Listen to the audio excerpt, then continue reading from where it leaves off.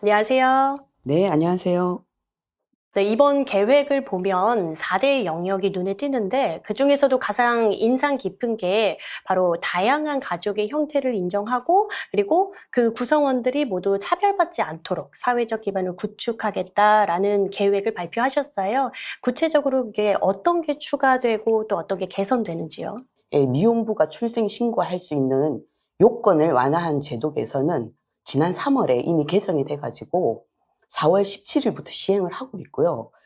또 자녀의 성결정 방식을 부성 우선 원칙에서 부모 협의 원칙으로 전환을 해가지고 형제 간에 뭐 성이 다르거나 아니면은 엄마 성을 따르고 있는 아이들의 경우에 굉장히 이제 사회적 차별이나 낙인에 잘 우려가 있는데 이런 부분을 개선을 하고자 하고요.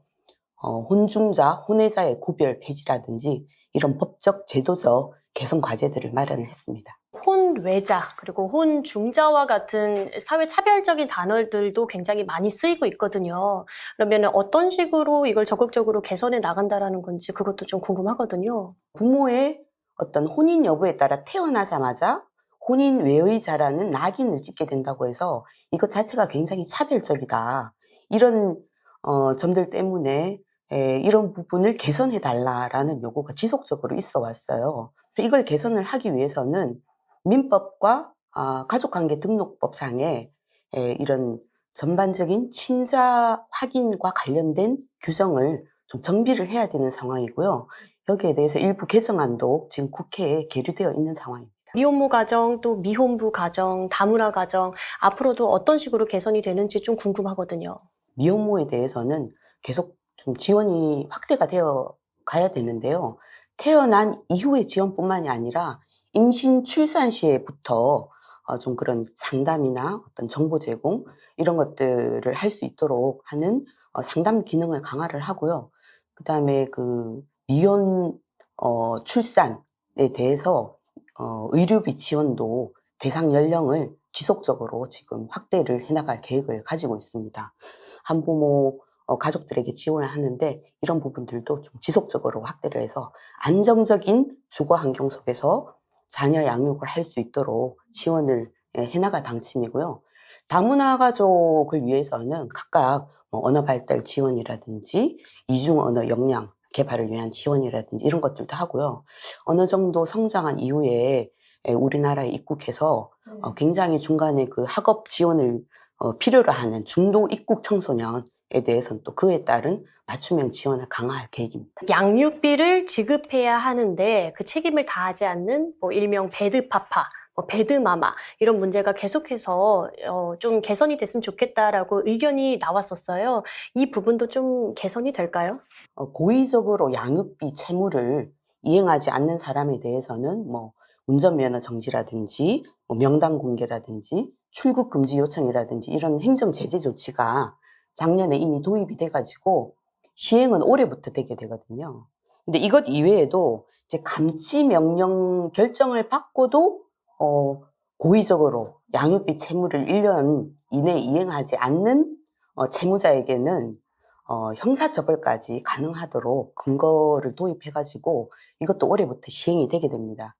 이 계획 중에서도 생소했던 부분이 있는데 청소년 부모 지원이라는 부분이거든요.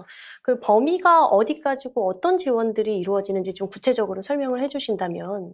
만 24세 이하의 청소년, 이 자녀를 양육하는 경우, 이 경우에는 이제 부모 모두가 만 24세 이하여야 되고요. 이러한 청소년 부모에 대해서는 자녀 양육과 학업 지속, 뭐 자립 등을 위한 서비스를 지원할 수 있다. 이런 근거가 신설이 됐습니다. 이에 따라서 실제 자녀 양육에 필요한 여러 가지 어떤 정보나 기술 이런 것들을 위한 교육 이런 것까지 종합적인 지원 방안을 마련해서 시행을 할 계획입니다. 돌봄 체계도 조금 개편이 된다라고 제가 들었거든요. 뭐 공동 육아 나눔터라든지 방과 후 온종일 돌봄이라든지 이런 것들 마을과 학교를 기반으로 해서 좀 굉장히 접근성 있는 공간들을 계속 지속적으로 확충을 해나가려고 하고 있고요. 돌봄의 대상이라든지 아니면 뭐 소득 수준이라든지 뭐 장애 유무 이런 것들 고려해서 좀 종합적으로 정부 지원을 확대해 가면서 좀 서비스 요금 체계까지 개편을 해나갈 계획이고요. 민간 육아 도우미도 어떤 공적인 검증을 할 수 있도록 정부에서 이런 신원 확인 증명서를 발급한다든지 자격 체계를 도입한다든지 해서 좀 다방면에 이런 안전한 돌봄 시스템을 구축을 하고자 합니다. 네, 그렇군요. 이 아이 하나를 키우는데 모든 주민들이 다 같이 힘을 모아서 키워야겠다. 그런 계획인 것 같아요. 그렇죠?